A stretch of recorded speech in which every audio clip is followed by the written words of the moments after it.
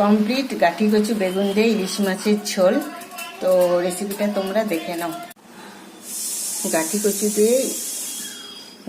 আর বেগুন দিয়ে ইলিশ মাছ হবে। ইলিশ মাছগুলো ভাজতে হয়ে যাবে। কালো জিরে আর জিরে ফোড়নে দিয়ে দিয়েছি, দিয়ে গাঠি কচুগুলো দিয়ে দিলাম, ভালো করে ভাজতে হবে। মাছ ভাজা কচুগুলো মোটামুটি ভাজা হয়ে গেছে, বেগুনটা দিয়ে দিলাম,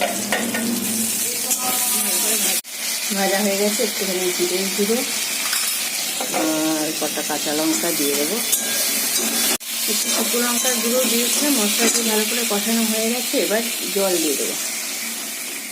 কচু বেগুন মোটামুটি সেদ্ধ হয়ে এসছে। তো এইবার হচ্ছে মাছটা দিয়ে দেবো, কারণ ইলিশ মাছ দিয়ে একটু ফোটাতে হয়, সেই জন্য মাছটা একবারে এখনই দিয়ে দিলাম, যাতে মাছের সাথে সাথে ঝোলটাও ফোটে। তো একটু জল লাগবে। ঝোলে একটুখানি আটা গুলে দিয়েছি, তোমরা চাইলে দিতেও পারো, নাও দিতে পারো। তো ঝোলটা হয়ে গেছে, তেলও বেরিয়ে গেছে, এরকম ঘন হয়ে এসছে।